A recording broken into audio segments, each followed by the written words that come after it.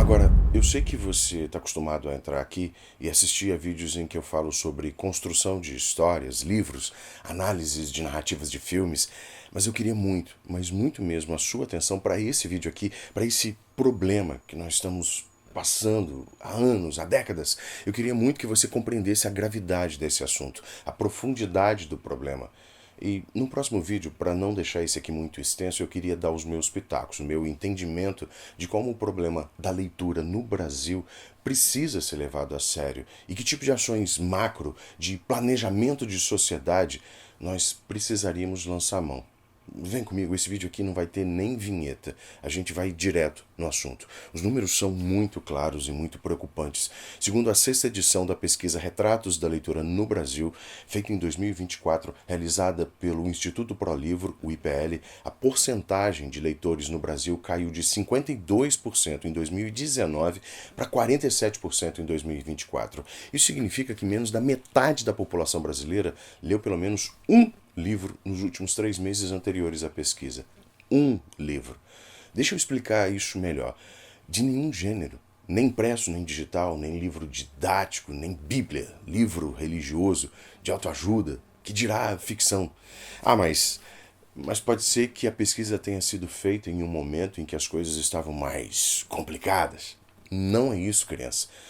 Não é isso que o histórico da pesquisa diz. Retratos da leitura no Brasil vem sendo feito de 4 em 4 anos e a curva descendente é evidente. E essa tendência de queda acompanha uma redução na média de livros lidos por ano. Em 2019, a média era de 4,5 livros por pessoa por ano. Em 2024, caiu para 3,96 livros por pessoa por ano no Brasil inteiro. Se a gente for considerar quantas pessoas leram um livro inteiro, um único livro inteiro, no período de 3 meses anteriores à pesquisa, esse percentual cai para 27% da amostra. O próprio fato de essa pesquisa ser a única pesquisa que existe sobre hábitos de leitura dos brasileiros já é um indicativo muito ruim para nós que amamos livros, leituras, histórias, adquirir conhecimento, compartilhar conhecimento. Nós que percebemos que a disseminação de cultura, de conhecimento, depende não só do ato mecânico de ler, mas da capacidade cognitiva de interpretar o que a gente está lendo. Quando a gente compara os números de leitura no Brasil com outros países, o contraste é gritante, criança. Enquanto a média anual dos livros lidos no Brasil em 2024 é, eu repito, 3,96 livros por pessoa, nos Estados Unidos essa média chega a 17 livros por ano. No Reino Unido, os leitores consomem cerca de 15 livros anuais. Na França, a média é de 14 livros por pessoa. Na América Latina, aqui do nosso lado, embora a Argentina compartilhe desafios econômicos e educacionais muito semelhantes aos do Brasil, os leitores ainda mantêm uma média próxima de 5 livros por ano. Essas diferenças podem ser explicadas por diversos fatores.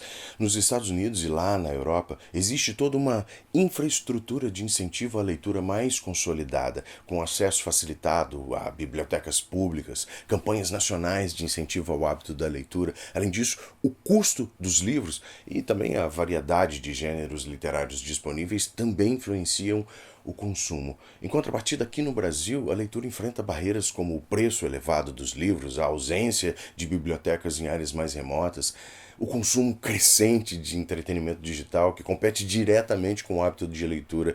E o brasileiro adora uma rede social. O perfil dos leitores brasileiros revela essa série de desigualdades que a gente está cansado de ver ao nosso redor ser escancarado em estudos, em jornais, em notícias. A pesquisa aponta que a leitura é mais frequente entre pessoas com maior escolaridade e renda, enquanto que indivíduos com ensino superior leem em média 6,45 livros por ano, aqueles com ensino fundamental leem só 3,07, a metade praticamente, ou um pouquinho menos. Além disso, as mulheres continuam sendo a maioria das leitoras no Brasil, as que salvam a nossa média. A pesquisa projeta que nós temos no Brasil 50,4 milhões de leitoras, enquanto que os homens seriam 42,9 milhões. Para uma população de mais de 212 milhões de pessoas, Isso é um número muito baixo. A pesquisa também explora os motivos pelos quais muitos brasileiros não leem ou não leem mais. A falta de tempo é a principal justificativa, mencionada por 46% das pessoas que leem e 33% dos que não leem.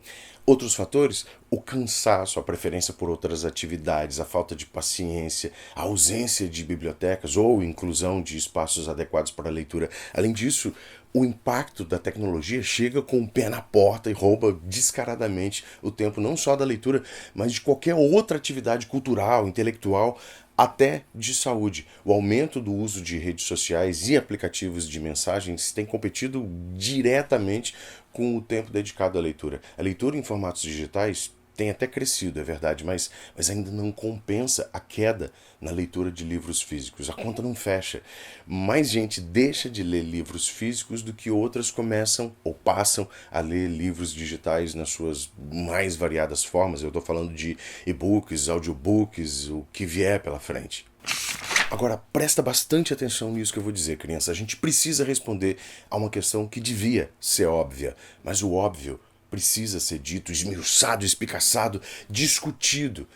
Tanto o mercado editorial quanto educadores dizem e falam muito acertadamente que o declínio da leitura não é só uma questão de entretenimento, criança, mas também de formação cultural, de cidadania. A coordenadora da pesquisa, a socióloga Zuara Falha, sugere muito acertadamente que ler é fundamental para o desenvolvimento do pensamento crítico e para a formação de uma sociedade mais informada, mais participativa. Eu particularmente gosto muito da visão do Daniel Munduruku, professor, ator, ativista, escritor indígena com um trabalho maravilhoso de livros voltados para o público infanto-juvenil, especialmente voltado para a diversidade cultural indígena.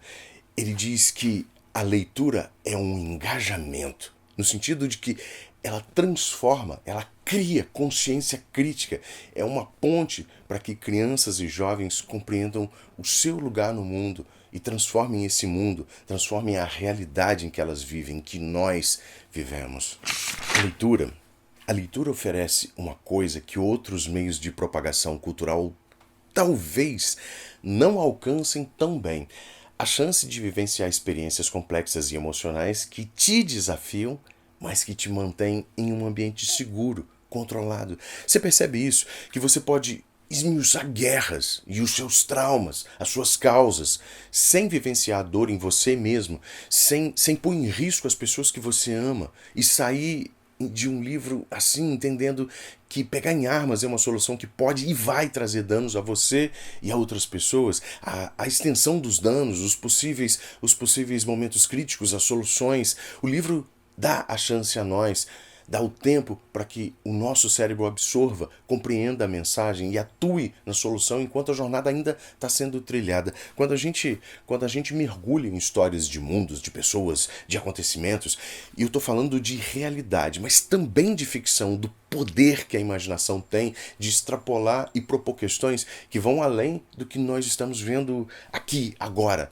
Nós, leitores, nesse momento nos deparamos com dilemas éticos, conflitos interpessoais, decisões difíceis, sem sofrer as consequências diretas aqui no mundo real. Essa simulação nos permite desenvolver empatia, raciocínio crítico, resiliência, nos prepara para decisões futuras, nos fortalece, nos fornece competências essenciais para enfrentar os desafios que surgem na vida, em sociedade, no trabalho, nas relações familiares. Ler é um exercício contínuo de autoformação, onde cada história, cada pílula de informação, de formação, contribui para moldar o caráter e a capacidade de resposta às questões que a vida impõe a nós. Mas vamos voltar para a pesquisa. O papel das escolas na formação de leitores também é um tema central aqui. Infelizmente, só 30% dos estudantes confirmam que leem os livros indicados pela escola com frequência semanal, pelo menos uma folheadinha. O que sugere para nós que existe sim uma necessidade muito grande de uma abordagem mais envolvente, mais atrativa para promover a leitura nas instituições de ensino. Muitos educadores defendem que a escolha dos livros deve considerar os interesses dos alunos e buscar conectar a literatura com as suas realidades. Eu sinceramente acredito que para que a leitura se torne uma prática mais frequente entre os estudantes, é fundamental ir além da sala de aula e considerar que essa responsabilidade não pode ser atribuída exclusivamente aos professores, aos coordenadores. O incentivo à leitura deve ser uma ação coletiva. Deve envolver famílias, governos, bibliotecas públicas, gestores escolares, a própria sociedade, a criação de ambientes de leitura atraentes, como bibliotecas modernas, espaços de convivência literária nas escolas, e aí buscar o despertar do interesse nos jovens. Afinal de contas, é dessa forma que outros meios capturam a nossa atenção. Feeds mais bonitos nas redes sociais, vídeos mais dinâmicos, rápidos, cores, sabores, criança. Nós precisamos de políticas públicas para subsidiar livros, campanhas de leitura em comunidades carentes, eventos literários locais. Eu vou ser direto aqui e até repetitivo. A concorrência com redes sociais e outros entretenimentos digitais é sim um dos grandes vilões, um dos grandes responsáveis por esse bloqueio de interesse na leitura. Então a gente precisa trabalhar nesse viés.